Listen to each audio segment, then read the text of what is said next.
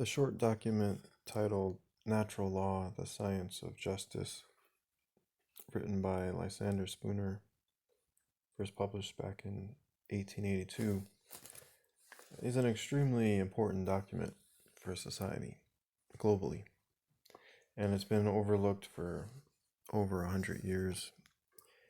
And even those that do recognize its value to some degree, I find, as far as I've seen, don't recognize really what makes it so significant, or what I would say is don't even mention the best part. So in my previous recording, I read excerpts from the whole document and I titled it The Best of Natural Law by Lysander Spooner. And so what I want to talk about now is the best of the best, which is him stating what exactly natural law is if you were to sum it all up. In modern day libertarian philosophy in particular, you'll hear about the non-aggression principle, which is a good principle, but it's lacking two other forms of evil action. And as I've explained previously, abuse is actually what is evil behavior. And there's three forms of abuse, one of which is aggression, but there's also deception and theft. And the amazing thing is that, or it amazed me when I read it, was that Lysander Spooner actually hit on this crucial truth, this clarity about the three forms of abuse in his document titled Natural Law, when he said, quote, "The ancient maxim makes the sum of a man's legal duty to his fellow men to be simply this: to live honestly, to hurt no one, and to give everyone his due." End quote. So the correlation there being to live honestly is another way of saying to not deceive, to not be deceptive. To hurt no one, another way of saying not be aggressive, right? Aggression defined as the initiation of violence, right? To not hurt someone, to not violate someone, same thing. To give to everyone his due correlates with to not steal. So he was just saying this in different words that are a little ambiguous, but still more clear than I've found elsewhere. And so that's what makes this so significant, because he is really hitting on the truth of what natural law is. And you may be wondering, well, how are you so sure that it's really these three things: aggression, deception, and theft? How are you so sure that that's really what the natural law is? And so we can come at that answer in a couple ways. First of all, recognizing, or at least asking yourself the question, well, why did Lysander Spooner say this was an ancient maxim? Obviously, many people for, many, many years, for centuries, have recognized initiating violence and deceiving people and stealing from people to be wrong. So why is that? Why is that a recurring common belief among humanity? Well, the answer is because it is a natural law, meaning that it was designed into nature. So if you've been unfortunately indoctrinated to believe that Darwinian macroevolution is true, I'll direct you to one book right off the bat titled Zombie Science by Jonathan Wells. That's a good starting point. And then a bunch of other resources which I have available on an article about why Darwinian macroevolution is false, which I'll link to down below so you can research further. But putting aside those that don't believe that this world was designed by a creator and taking that as a fact, the design includes our conscience, right? The design of humanity includes the conscience of humanity, right? The natural, innate sense of right and wrong, right? And so that's why you would have this general tendency or theme or, predominant view, culture to culture, from for thousands of years, that initiating violence, deceiving people, and stealing from them are bad, right? And the other way that you can know this to be true is just obviously, since you, hopefully listening, are a human as well and have this conscience within you, you can recognize through your own daily life experience that your conscience does alert you. And when does it do so? Like, it does alert you when something is wrong, whether it's from yourself, whether your own behavior has been bad, or whether it's with the behavior of others. And if you pay attention, you'll realize that the conscience is alerted to or opposed to, however you want to word it, these three forms of abuse: aggression, deception, and theft. There are several forms of aggression, right? And there's forms of stealing. For example, you can steal someone's property, but you can also steal something that they're due, like as far as recognition goes. Still a form of theft. Different forms of aggression, like extortion being one. But of course, there's others. So this idea in natural law actually makes sense when you realize that we are designed by a good creator who did include in us, in that design, a conscience, right? That sense of right and wrong, which we're taken away from. And that's why, we're taken away from by all of this propaganda and indoctrination that we're inundated with. And that's why the world is so messed up, is because we're actually going against our own conscience. People think that aggression, deception, and theft are sometimes okay when certain people do it, or they think acts that are definitely aggressive, deceptive, or a form of stealing aren't aggressive, deceptive, or a form of stealing when some euphemisms are thrown on them, when they're called something else. People fall for that deception as well.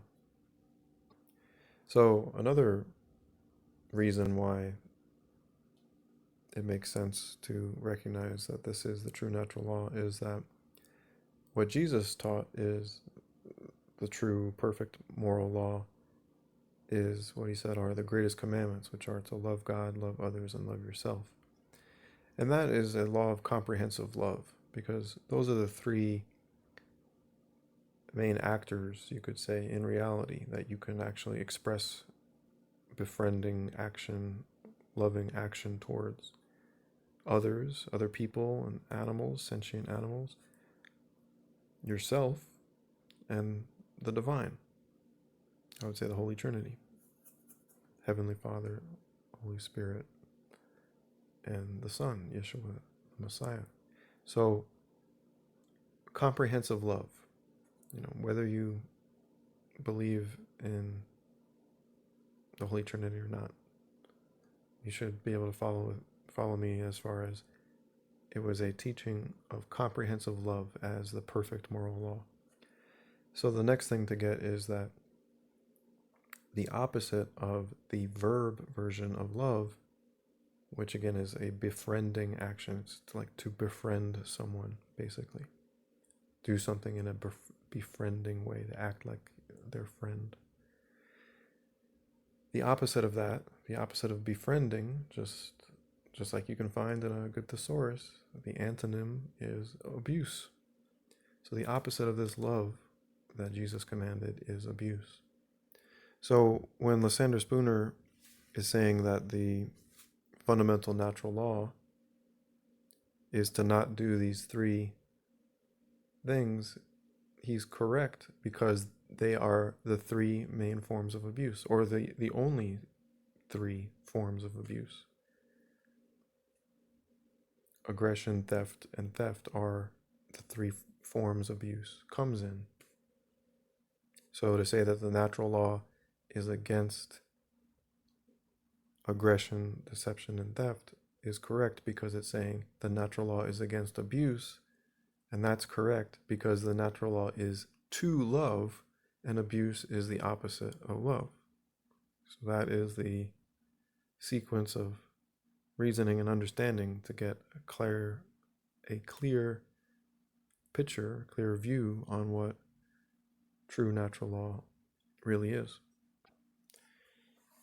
So the core of libertarianism, or libertarian anarchism, is really just saying abuse is bad when the state does it too.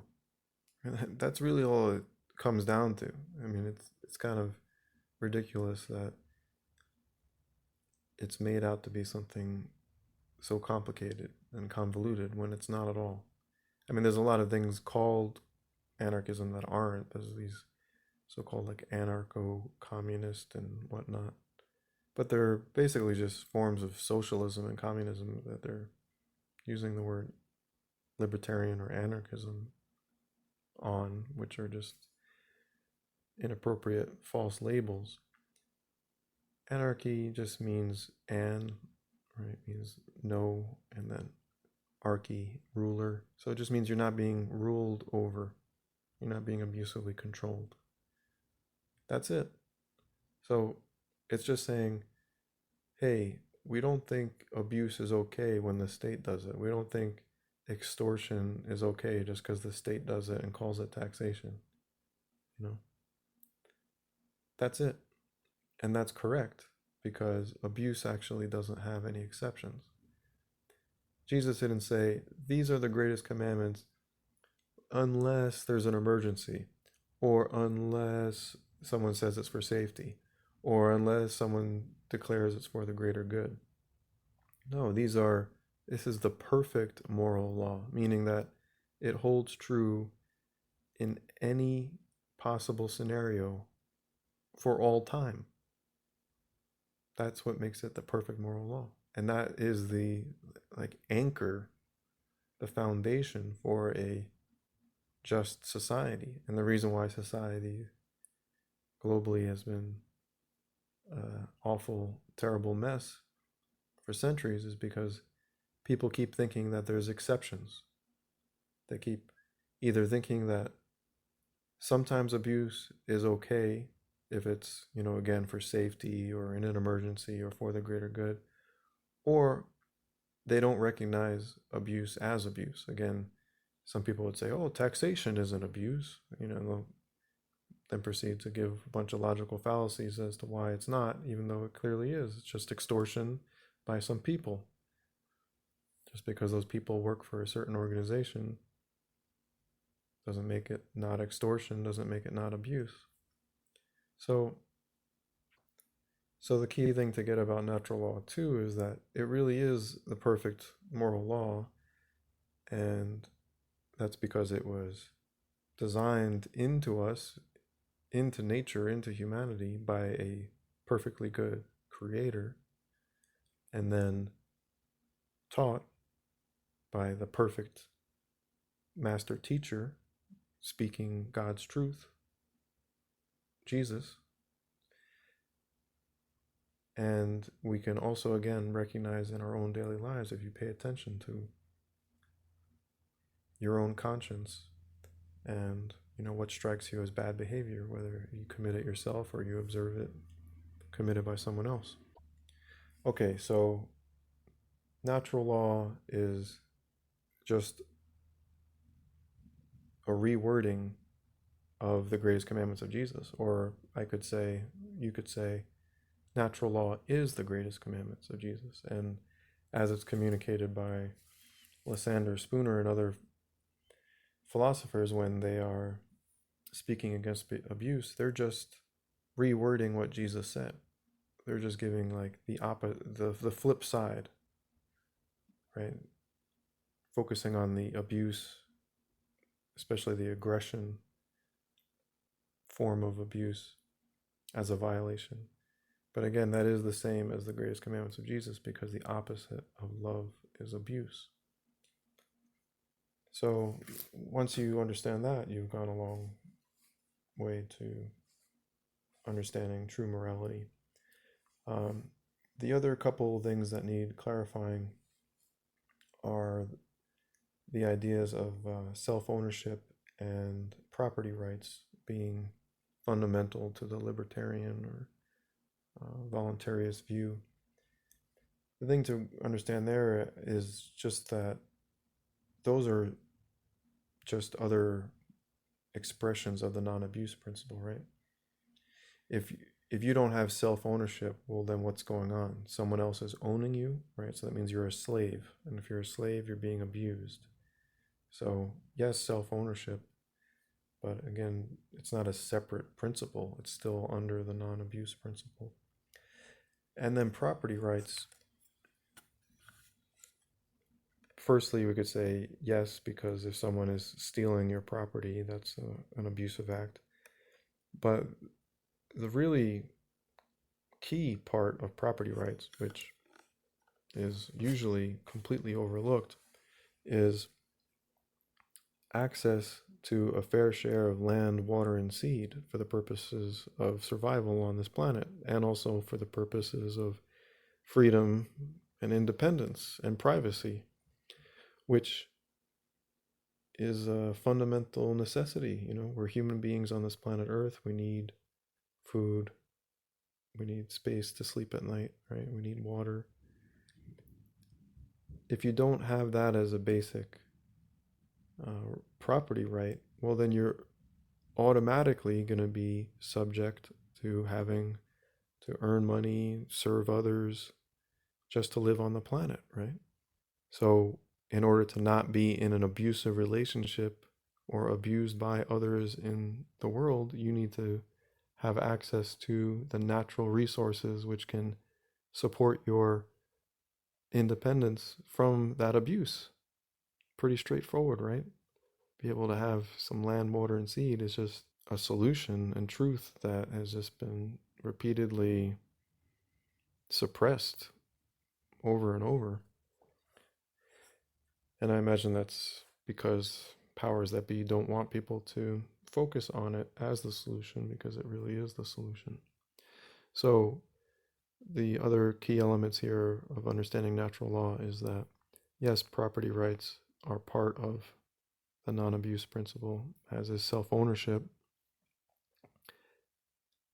And the property rights must include, in particular, the birthright of homesteading land, water, and seed.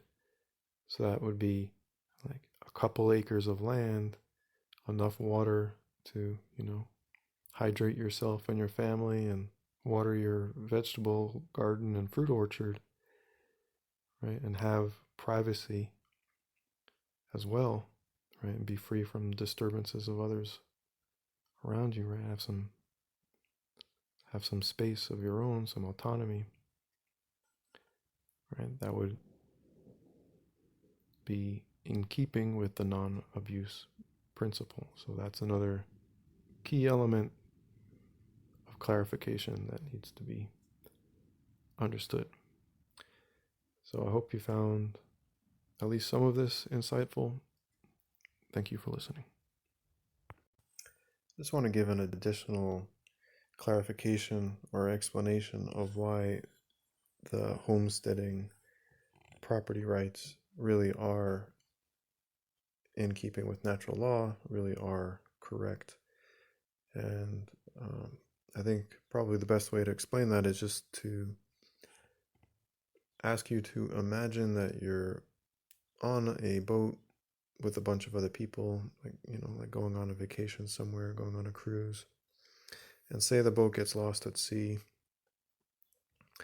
but then finds a empty island, uninhabited island, and say also, you've lost communications too, so you're going to be stuck on this island for a long time or maybe indefinitely, right?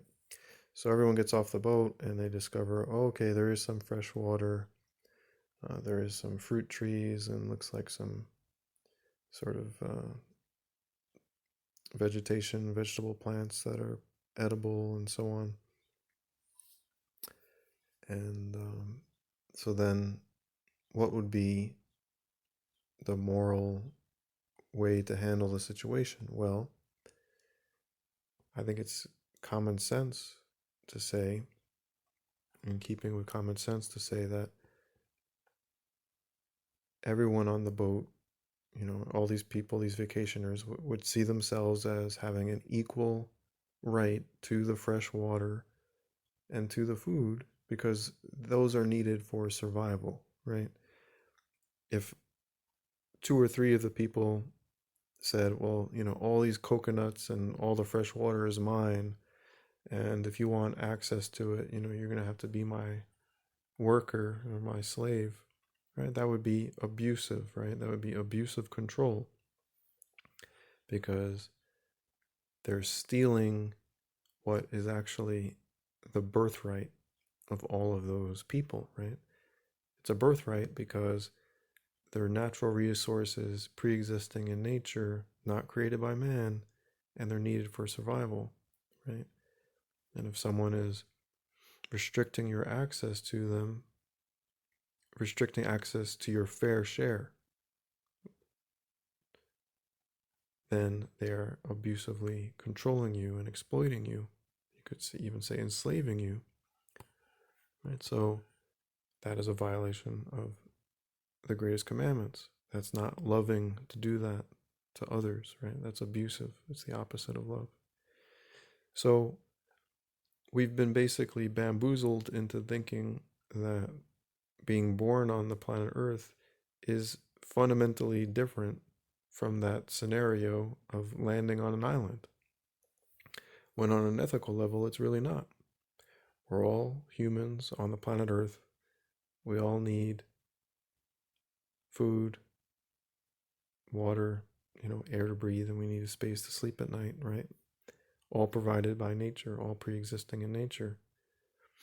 So having that couple acres, which is not just a random number, that's, again, something that can be logically deduced, right? It's like, how much land do you really need for a single household in order to have vegetable garden, fruit and nut orchard,